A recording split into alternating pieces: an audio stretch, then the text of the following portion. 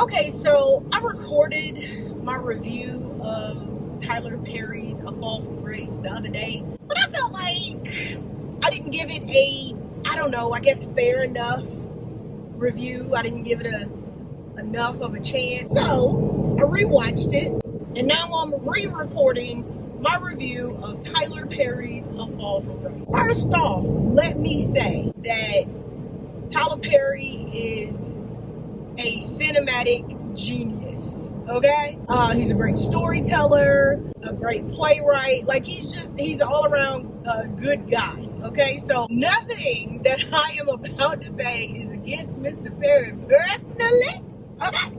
Love him, love his work, okay? This is just me and my personal opinion about this particular film, okay? Now, I know by me saying that, you probably assuming I'm about to say the movie sucks. No, I did not say that.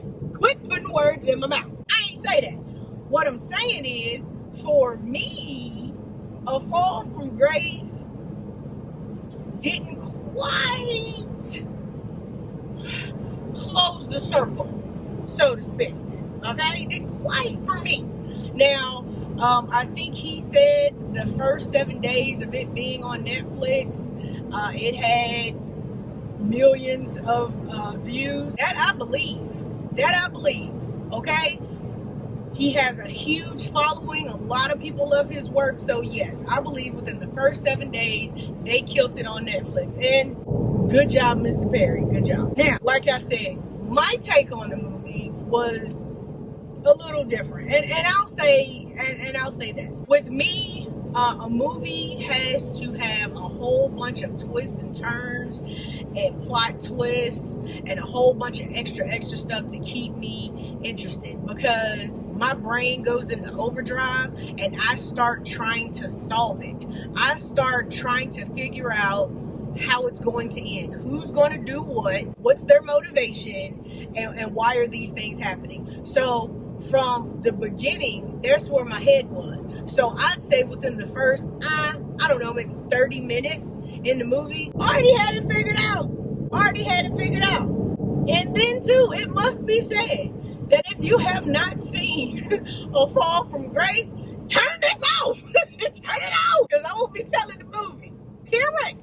Okay? Spoiler alert.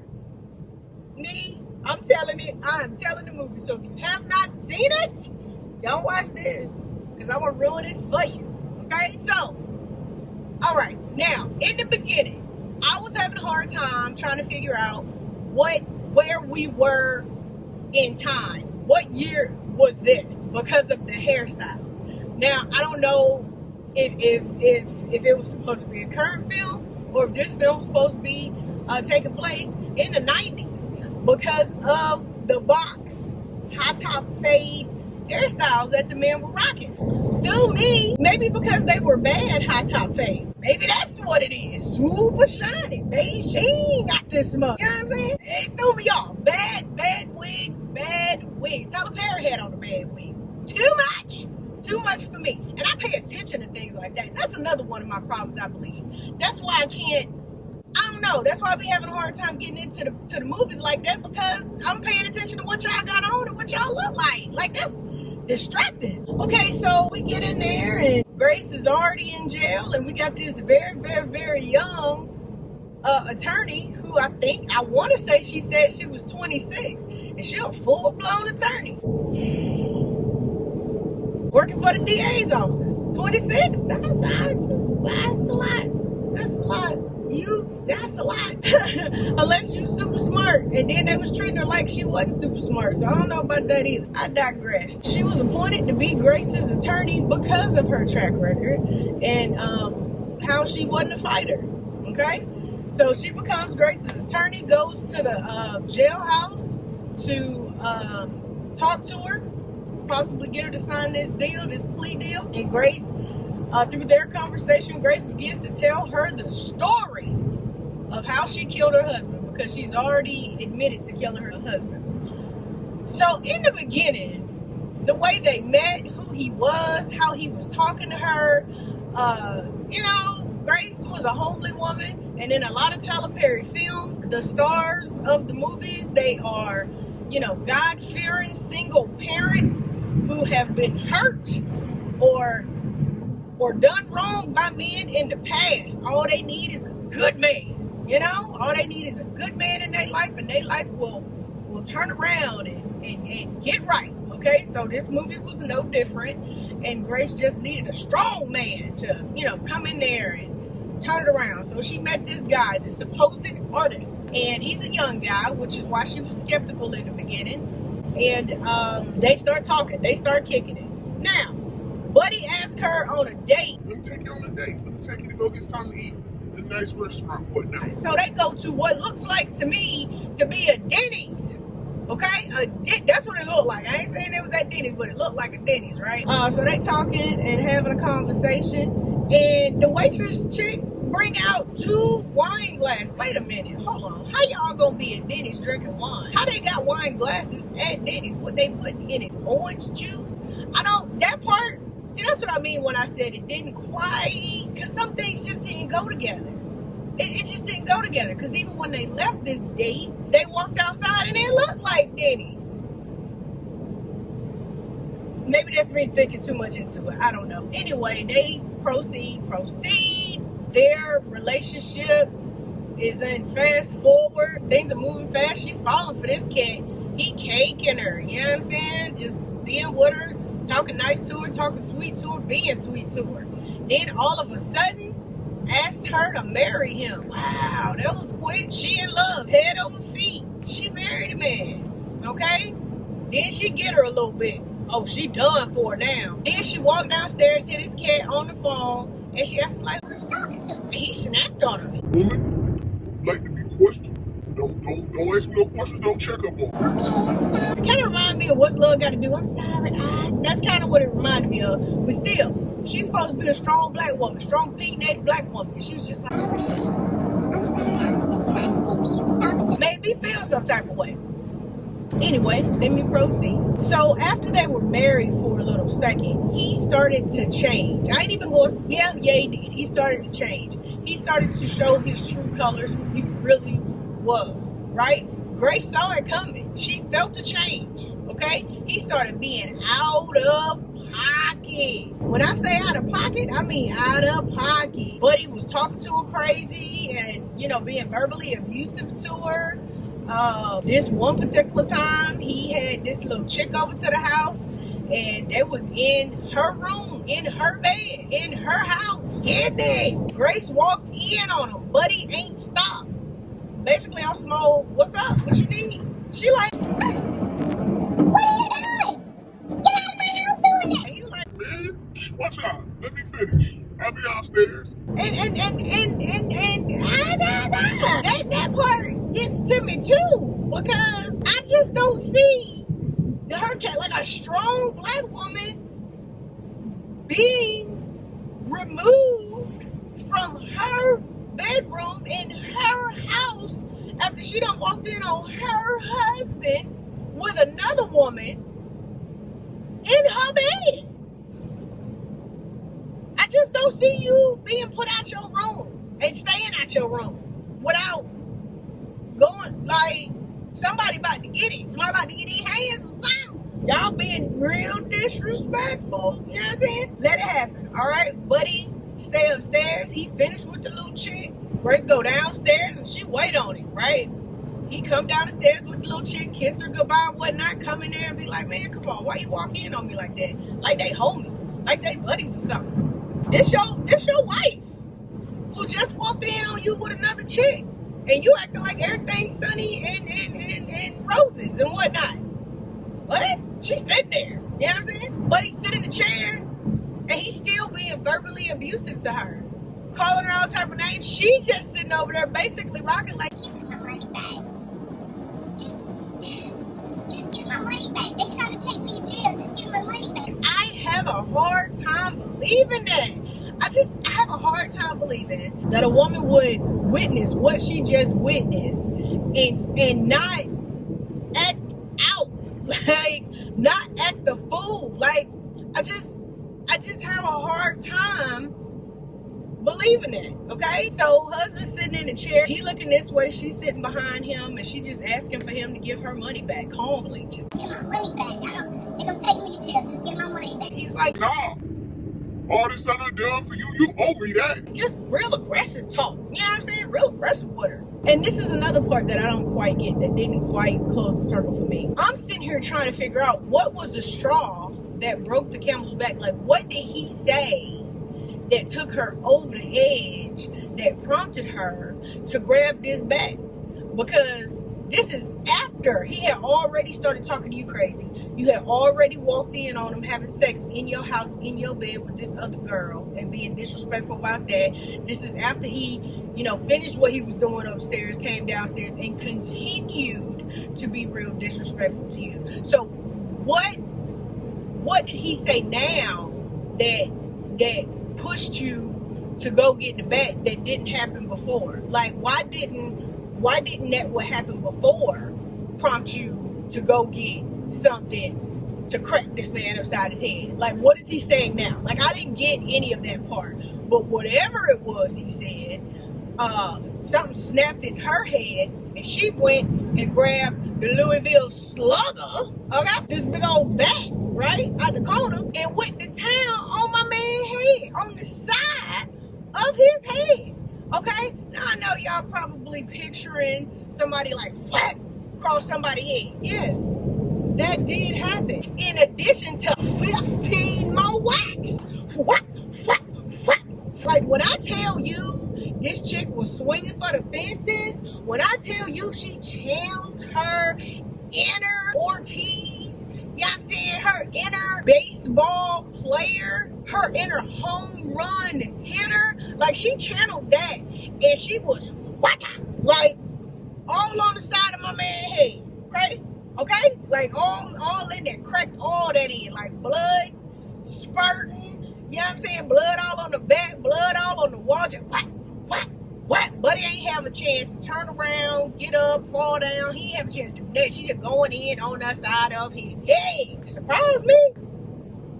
Took me totally off guard. I was like, oh, and kept going, right? Lost it, snap. Went in on my man's head. Then they did like a pan out shot, showed this bursted tomato on the top of this man's shoulders, and I was like, man, she cracked his head. Okay? So Buddy dead. Okay? Buddy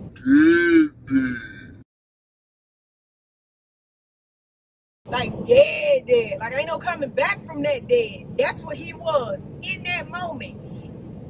Brain bits and everything else on his back. Y'all ain't telling me he wasn't dead. So another part that didn't quite close the circle for me was the fact that this was a momentary snappage, okay? Momentary snappage in her head. Was not premeditated. She just did it. The straw broke the back, and she just did it, right? Then she dropped the bat, grabbed his feet, pulled him out the chair, drug him down the hall to the basement door, opened the basement door, kicked my boy down the steps.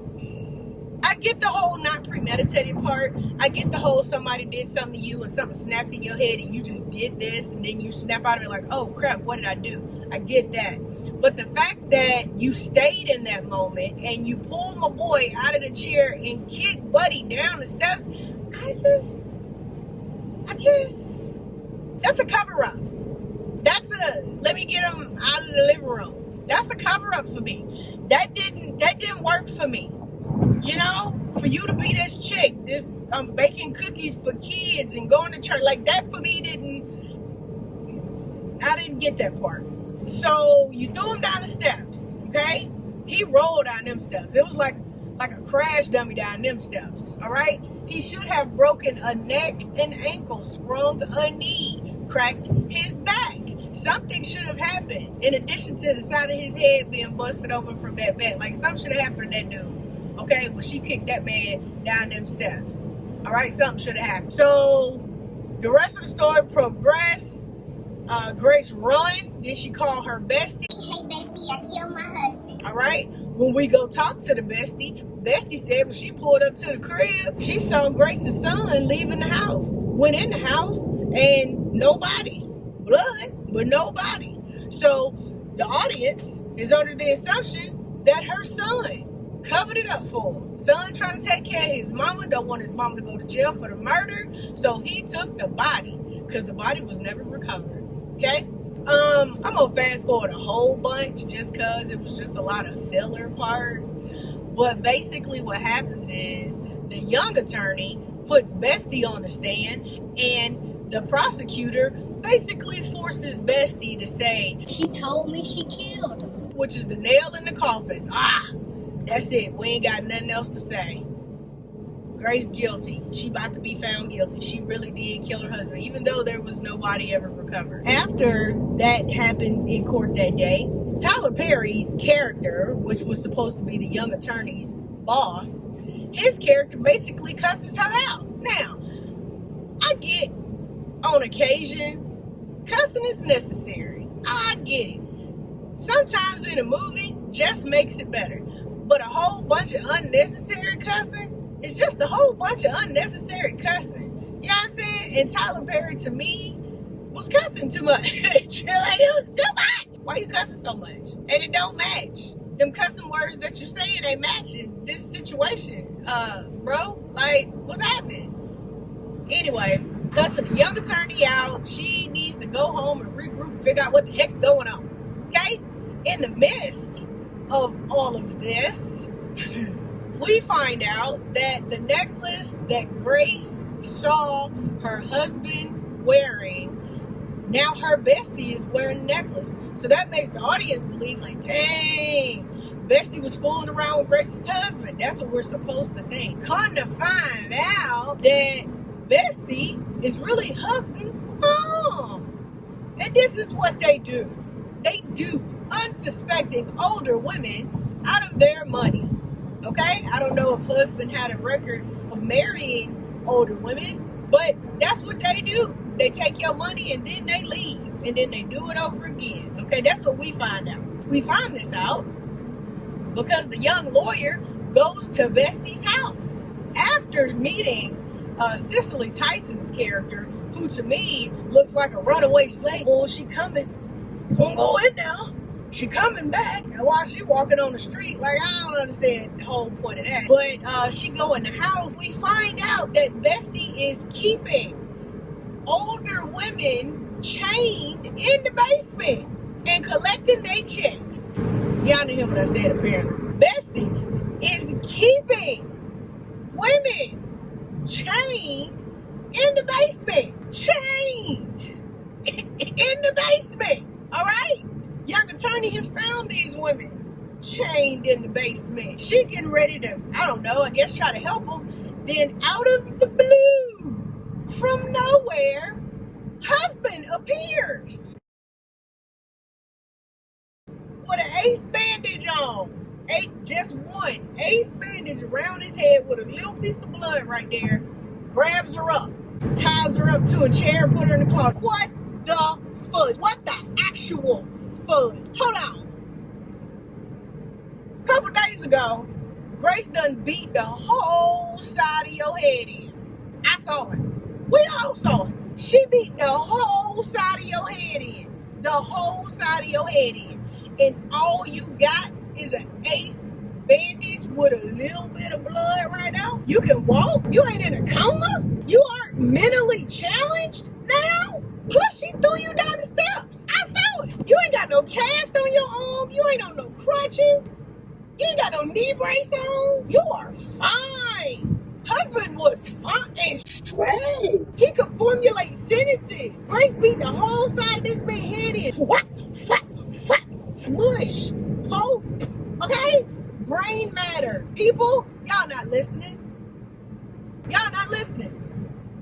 If you get a second. Matter of fact, pause this. Go back to the movie. Fast forward to the Louisville slugger part. And watch how she tagged the side of that man's head. What?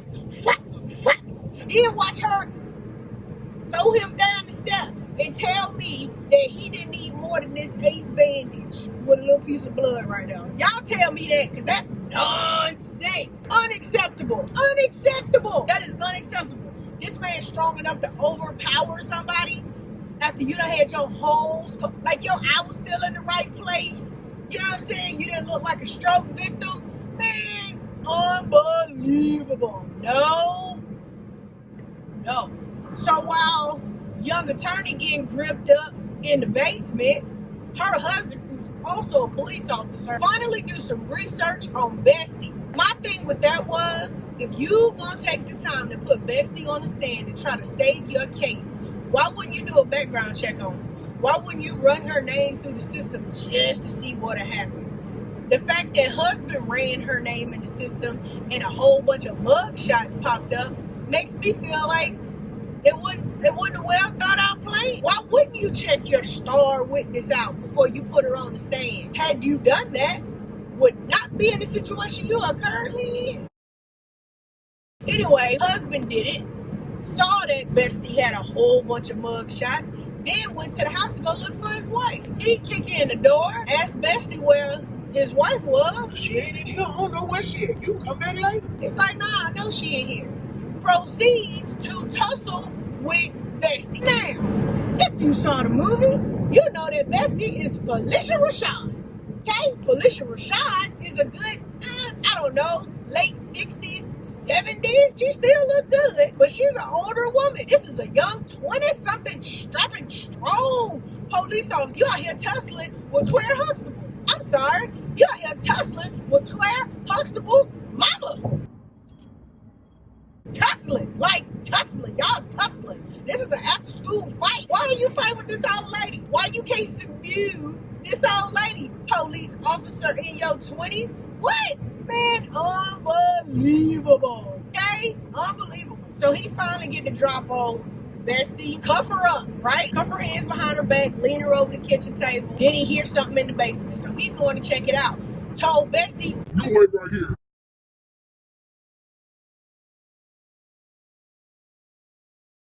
really? You wait right here? That's what we're going with? Like she ain't gonna run? What? Man.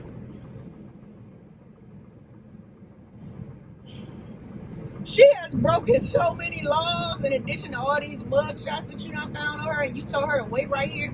You ain't chain her. You ain't handcuff her to the oven. You ain't handcuff this chick to the refrigerator. You just cuff her to herself and tell her to wait.